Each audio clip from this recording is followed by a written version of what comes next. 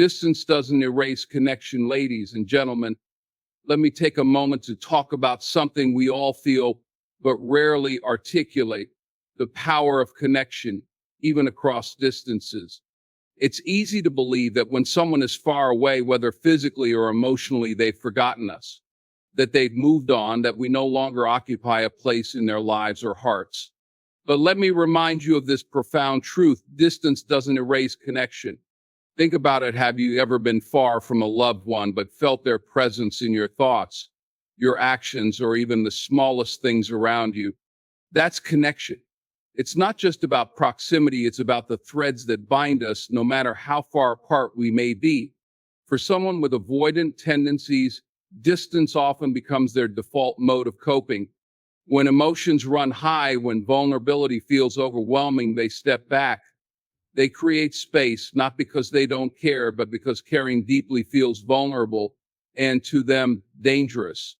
Yet, in that distance, the connection remains. They think of you, wonder how you're doing, and feel your absence in ways they might never admit. You see, connection is not just about constant communication or physical presence. It's about the impact we leave on each other's hearts and minds. When you've made an impression on someone, it doesn't fade simply because you're not around. An avoidant might replay conversations in their head, linger on memories, or even carry the subtle reminder of you in their day-to-day lives. Distance tests the strength of bonds, but it doesn't break them. In fact, sometimes it's the distance that highlights just how much someone matters to us. It's in those moments of silence, when the noise of the world fades, that the heart speaks the loudest. Now, let's be clear: distance doesn't mean you should wait endlessly or excuse behavior that harms you. What it means is that we should recognize the difference between absence and indifference. An avoidant may step back, but if they truly care, you'll feel it in the way they still show up in subtle ways. A text that checks in, a question asked through a mutual friend, even a memory they'd bring up when you least expect it. Distance, my friends, is not the end of connection. It's simply a chapter in the story, a pause that allows both people to reflect, to grow, and to remember what truly matters. It's not about how far you are physically or emotionally, but about how deeply you remain rooted in each other's lives. So the next time you feel distant from someone, don't rush to assume they've forgotten you. Instead, look at the ways they still linger in your thoughts. Feel the subtle signs they might be reaching out, even if from afar. And most importantly, remember that distance doesn't erase connection, it only highlights the power of a bond that refuses to fade. Actions speak louder than words, ladies and gentlemen. We've all heard the saying, actions speak louder than words. But how often do we truly stop to understand the weight of that phrase? Words are powerful, yes. They can inspire, comfort, and express love. But when it comes to relationships, especially with someone who struggles to express their emotions, actions carry a depth that words can never reach. An avoidant person, someone who finds it challenging to open up emotionally, may not always tell you, "I miss you." They may not be the ones to craft long, heartfelt messages or proclaim their feelings openly. But if you pay attention, their actions will quietly, yet undeniably, tell you how much they care. Take a moment to think about this. Have they checked in on you in a subtle way? Maybe they sent a random message out of the blue, asking about something seemingly trivial, like your favorite coffee shop or a movie you once mentioned. Maybe they liked your social media posts, not as a grand gesture, but as a small way of saying, "I'm still here, I still notice you." You see, actions are often the language of the heart when words feel too risky. For someone with avoidant tendencies, words can feel like a commitment they're not ready to make, but their actions, they're a glimpse into what they're truly feeling. Let's take it a step further. Have you ever noticed them showing up unexpectedly in your life? Perhaps they remembered something important to you: an anniversary, a presentation at work, or even just the fact that you like your tea with 2 sugars. These small, seemingly insignificant actions are anything but. They are the breadcrumbs of affection laid down by someone who might not know how to say, "You matter to me," but desperately wants you to feel it. And here's the truth: actions don't lie. Words can be empty, they can be spoken with little thought or commitment. But actions, they require intention, they require effort. Even the smallest gesture, like remembering a detail about your life or offering help when you didn't ask, speaks volumes. But here's the challenge, my friends: recognizing these actions requires patience and awareness. It's easy to miss the signs when we're looking for grand declarations. But sometimes love shows up quietly. It might not knock down the door, but it will slip through the cracks, finding ways to reach you in the subtlest of forms. It's important to understand that actions aren't always immediate or consistent. Especially with avoidance, their fear of vulnerability can make their gestures sporadic. They might pull back one day and step forward the next. This push and pull can be frustrating, but it's also a sign of their internal battle, a struggle between wanting to show they care and fearing the consequences of doing so. So, what can we learn from this? That love and care aren't always spoken. Sometimes they're shown in ways that require us to look a little closer. Sometimes they're hidden in the way someone prioritizes your needs, even if they don't say it outright. Ladies and gentlemen, actions speak louder than words because they transcend the barriers of fear and hesitation. They are the truth when words falter, the light when emotions feel dark. When someone's actions show you they care, believe them. Because at the end of the day, love isn't just about what we say, it's about what we do. So let's not just listen with our ears. Let's watch with our hearts. Let's pay attention to the way people move, the way they choose to show up in our lives, even if it's in the smallest of ways. Because those small actions, they're often the loudest declarations of all. Vulnerability hides behind walls, ladies and gentlemen. Let's talk about vulnerability, the raw, unfiltered truth of who we are. Vulnerability is the cornerstone of human connection, yet it's also one of the most challenging things for many of us to embrace. For some, it feels like a wide open field, inviting and freeing. But for others, it feels like standing on the edge of a cliff, exposed, fearful of falling or being pushed. When it comes to someone with avoidant tendencies, vulnerability doesn't come naturally. They're not wired to let their guard down easily. Instead, they build walls, not because they want to keep people out, but because they're trying to protect something fragile within themselves. These walls are not signs of strength, but shields against the perceived risks of connection. You see, for an avoidant, vulnerability often feels like danger. It's a space where they fear judgment, rejection, or disappointment. Imagine holding a delicate glass sculpture in your hands, knowing it could shatter with the slightest misstep. That's how vulnerability feels to someone who has spent their life building walls. They've constructed a fortress around their emotions to keep that fragile part of themselves safe. But here's the paradox: behind those walls lies a deep well of vulnerability, longing to be understood, to be accepted, and to be loved. They might not show it openly, but the very act of building those walls is evidence of how much they feel. If they didn't care, there would be no walls at all. Now, here's the tricky part. Understanding those walls and what they mean doesn't mean it's easy to navigate them.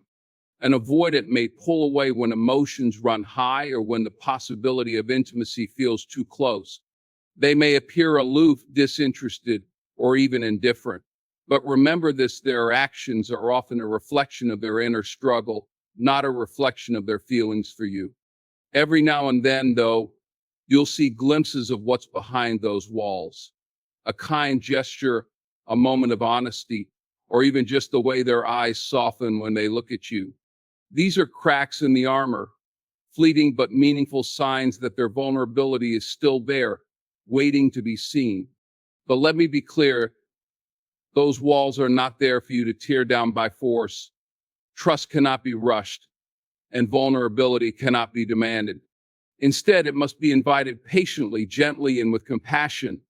If you truly care for someone who struggles with vulnerability, your role is not to break through their defenses, but to create an environment where they feel safe enough to let those defenses down on their own. This requires empathy. It requires recognizing that those walls are not personal, they're not about you, they're about their own fears and past experiences. It requires understanding that their avoidance is not a lack of love, but a fear of what love might cost them. And here's the beauty of it: when an avoidant begins to trust, when they start to let you in, it's one of the most profound acts of courage you will ever witness. Because for them, vulnerability isn't easy, it's a leap of faith. It's choosing to believe that connection is worth the risk of heartbreak, that the reward of love is greater than the fear of pain. So the next time you encounter someone who seems distant, someone whose walls feel impenetrable, remember this: behind every wall is a story. Behind every defense is a heart that is felt deeply, perhaps too deeply. And behind every act of avoidance is a longing for connection that's simply waiting for the right moment to emerge. Vulnerability may hide behind walls, but it's never truly gone. With patience, kindness, and understanding, we can help those walls come down, brick by brick, revealing the beauty and strength that lies within. Because when vulnerability finally steps into the light, it is not weakness, it is the truest form of courage. Thank you. Patterns of reach and retreat, ladies and gentlemen. Let's talk about one of the most puzzling behaviors we encounter in relationships: the cycle of reach and retreat. It's a pattern we often see in people who struggle with emotional closeness, especially those with avoidant tendencies. At times they move closer, reaching out with tenderness and connection, only to pull back suddenly, retreating into a shell of distance and silence. This back and forth can leave you feeling confused, frustrated, and questioning their intentions. But let me tell you this: the pattern of reach and retreat isn't about a lack of care. It's about the inner battle they're fighting.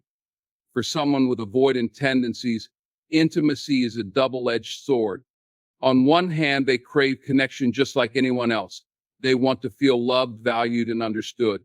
But on the other hand, that closeness can trigger fears of vulnerability, rejection, or even losing themselves in the relationship. It's this internal conflict that creates the push-pull dynamic, where they step forward with one foot while keeping the other firmly planted in retreat. Let's break this down. The reach is when they feel safe enough to connect. Maybe it's a moment when they open up about something personal, or when they initiate a conversation out of the blue. It might even be as simple as a compliment or a kind gesture. These moments show you their heart, their desire to connect with you, and their longing for closeness. They're letting you in, even if only for a brief moment. But then comes the retreat. This is when their fears creep in, fears that the connection might demand more vulnerability than they're ready to give, or that they might get hurt if they allow themselves to depend on someone else. They may pull away by becoming distant, avoiding communication, or even creating conflict as a way to protect themselves. It's not because they've stopped caring. It's because they're overwhelmed by the intensity of their emotions and their fear of what those emotions might lead to. This push and pull can be emotionally exhausting for both parties. For you, it can feel like you're on a roller coaster, never sure when the next high or low will come. For them, it's a tug of war between their heart's desires and their mind's fears. And yet, this pattern is their way of navigating emotions they don't fully understand or feel equipped to handle. So how do we interpret these patterns without losing ourselves in the process? The first step is understanding that their retreat is not a rejection of you, it's a reaction to their own inner struggles. It's important not to take their pulling away personally, even though it can feel deeply personal. Remember, their behavior is about them, not about your worth or how much they care about you. The second step is recognizing that these patterns are not set in stone. With time, trust, and patience, someone who engages in the cycle of reach and retreat can learn to manage their fears and find a more stable rhythm in relationships. But this process requires compassion, both for them and for yourself. Compassion doesn't mean tolerating behavior that hurts you or sacrifices your well-being.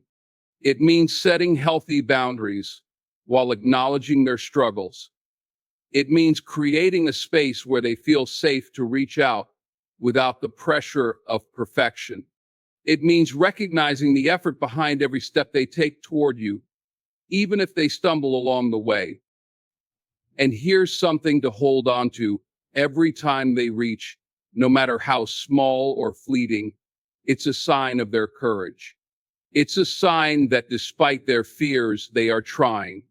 And every retreat, it's not the end of the connection, it's just a pause, a moment for them to recalibrate and find their footing again. The journey of love and connection is rarely a straight path. For some, it's a winding road with stops and starts, with steps forward and steps back. But if you can understand the patterns of reach and retreat, if you can see them for what they are, a reflection of inner conflict rather than a lack of care, you'll find the strength to navigate the journey with empathy and grace. So when you see someone reaching out, cherish that moment. And when they retreat, give them the space to find their way back. Because love, my friends, is not just about holding on, it's about letting go when needed, trusting that true connection will always find its way back. Thank you. Their absence is a signal, not indifference, ladies and gentlemen. Have you ever found yourself wondering why someone who means so much to you seems distant, absent, or emotionally unavailable at times? It's easy to jump to conclusions when someone pulls away. We often interpret their absence as a sign of indifference, that they don't care, that they've forgotten us, or that we no longer hold a place in their lives. But what if I told you that their absence is not a sign of indifference, but a signal that speaks to their inner world, their fears, and their vulnerability? When someone withdraws from you, especially someone with avoidant tendencies, it doesn't mean they've stopped thinking about you. It doesn't mean you've done something wrong. Their absence is a reflection of their internal struggles, an understanding that can change the way we interpret their distance. Now think about it this way: when someone is avoiding contact, when they go silent or step back, they may be trying to protect themselves. They could be processing emotions that feel too overwhelming to handle in the moment. They might feel vulnerable, afraid of opening up, or unsure of how to navigate the feelings they have for you. In this case, their absence is not about you, but about them. It's about their struggle with emotional intimacy, their fear of being too exposed, or their need to retreat and find solace in solitude. But here's the thing: the absence is still a signal. It's a signal that they need space to regroup, to come to terms with their feelings, and to process what's going on inside. It's a signal that, despite their withdrawal, they care. The fact that they need to step away means they're grappling with something they feel deeply. When someone pulls back, it often means they've been moved in some way, emotionally, mentally, or even spiritually. They just don't know how to handle that intensity in the moment. Absence can also be a signal of fear. Fear that being close to someone might result in hurt or disappointment. Fear that they might lose themselves in the relationship, or that they'll be vulnerable and get rejected. It's in those quiet moments of absence that they're trying to regain their equilibrium. They may need to retreat to figure out who they are, what they need, and whether they're ready to take the next step forward. For those of us who care deeply about someone experiencing this pattern, It can feel painful. It can feel like being left in the dark, wondering if we've done something wrong or if they've stopped caring. But I ask you to consider this: their absence doesn't necessarily mean they don't love you or value you. It means they're navigating a complex internal landscape, one that involves their own fears, insecurities, and struggles with vulnerability. Imagine for a moment that their absence is like a signal light, a yellow light that's not telling you to stop, but to slow down and be patient. The absence is a message that says, I need time, I need space to breathe, but I'm not gone. I'm here. I'm processing. I'm just taking the time to find my way back to you. But that doesn't mean it's easy to deal with. It doesn't mean you should simply wait in silence, hoping they'll return. It's important to acknowledge your own feelings, your own needs, and your own limits. The absence of another person can be a signal, but it should never be an excuse for neglecting your own well-being. You deserve to feel seen, heard, and valued too. And while someone else's absence might be a sign of their inner turmoil, it's equally important for you to maintain your own sense of balance and self-respect. And here's the truth: sometimes their absence over time will lead to growth for both of you. You'll learn more about who they are, what they need, and what you need. You'll develop the patience and understanding to support them in their moments of retreat, while also recognizing when it's time for you to step back and focus on your own growth. The key is to reframe the absence.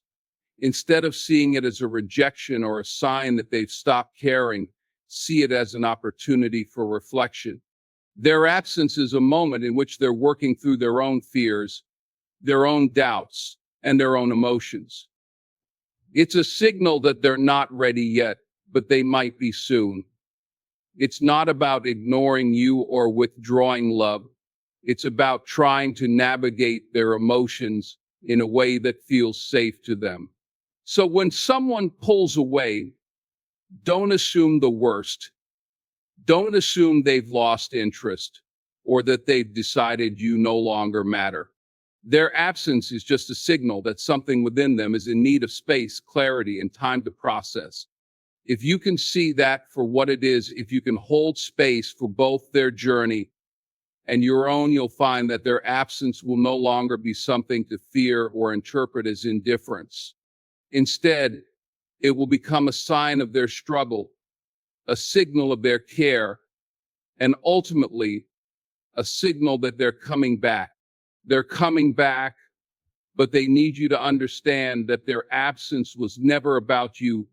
It was about them learning to reconnect with themselves so they can truly reconnect with you. Thank you.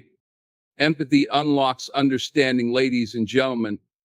In the realm of human connection, there is one powerful tool that can transform misunderstandings, bridge gaps, and create deeper relationships: empathy.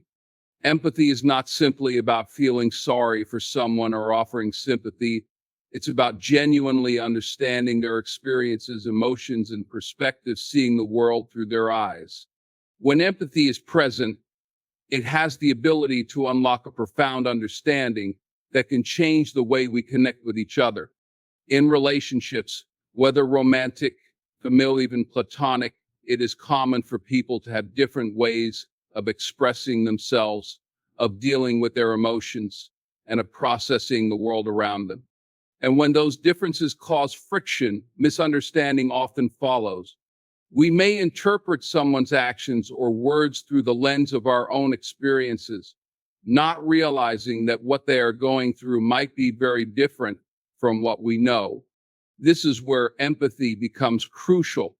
It opens the door to understanding in ways that go beyond surface level interactions. Empathy requires us to listen not just with our ears, but with our hearts. It asks us to put aside our judgments and assumptions and to step into another person's shoes. It means being willing to feel what they feel, to carry some of their emotional burden, even if just for a moment. In a world that often encourages us to rush, to fix, or to immediately respond with our own thoughts, empathy calls for stillness. It calls for presence. When we show empathy, we unlock the door to deeper understanding. This is especially important in relationships with individuals who may be avoidant or reluctant to share their emotions. You see, someone with avoidant tendencies may struggle to express themselves openly. They might withdraw or shut down in moments of emotional intensity, not because they don't care, but because they feel overwhelmed by the vulnerability that connection requires. Now, imagine that instead of reacting with frustration or confusion to their distance, we approach them with empathy. Imagine taking a step back and asking ourselves, what is it that they might be going through? What fears or insecurities might be keeping them from opening up? This shift in perspective can unlock a deeper understanding of their behavior. We begin to realize that their actions, whether pulling away or retreating, are not about us. They are rooted in their own internal struggles, often fears of intimacy, fear of rejection, or fear of being misunderstood.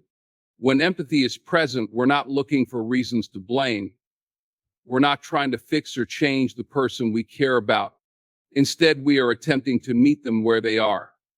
We are reaching across the emotional distance and saying, I see you. I understand that this is difficult for you.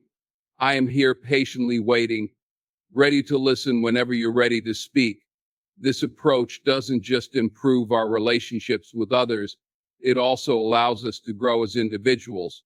Empathy cultivates a deep sense of humility because when we practice it, we acknowledge that we don't have all the answers.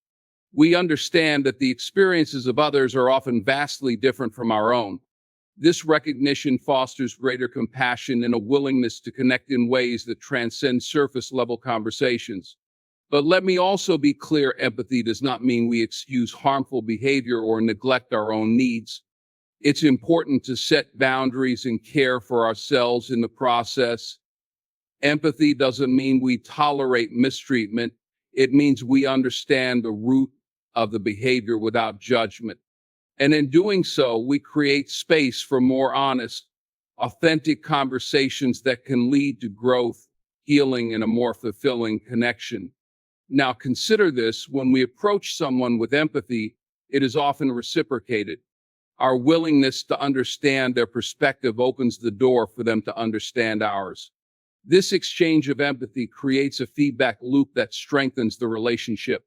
When people feel understood, when they feel seen for who they truly are, they are more likely to open up. They feel safe to express themselves, knowing they won't be met with harsh criticism or dismissal. Empathy fosters trust, and trust fosters deeper emotional intimacy. Empathy also allows us to read between the lines. Sometimes people don't know how to articulate what they're feeling. They may lack the words, or they may be too afraid to speak the truth. But when we approach them with empathy, we can sometimes hear the unspoken, feel the hidden pain, and understand what is left unsaid. It's in these moments that empathy becomes truly transformative. We stop waiting for the perfect words, and instead we allow the emotions to speak for themselves. We respond to the silence, the pauses, and the subtle shifts in energy, recognizing that there's a world of meaning in what is not being said. I think of a time when someone showed you empathy. Think of the way it felt to have someone truly hear you, to know that you weren't being judged or criticized, but simply understood. It's a powerful feeling, isn't it? Now imagine that we carry that same understanding into our relationships with others, especially those who find it difficult to express themselves. By offering empathy, we create a foundation of safety, acceptance, and love. We allow the other person to be their authentic selves, knowing they don't have to hide behind walls or pretend to be something they're not. Empathy is not just about understanding others, it is about connecting with the humanity in each of us. It's about recognizing that we are all walking through this life with our own struggles, fears, and desires. We are all doing the best we can with what we have.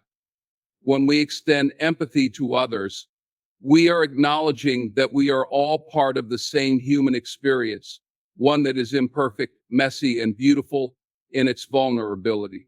So let us choose empathy as our guide. Let us take the time to listen not just to the words being spoken, but to the emotions, the fears, and the longings that lie beneath the surface. Let us choose to understand, to connect, and to be present with those who need us the most. For when empathy unlocks understanding, it doesn't just change the other person, it transforms us. It brings us closer, not just to those we love, but to the very core of what it means to be human. Thank you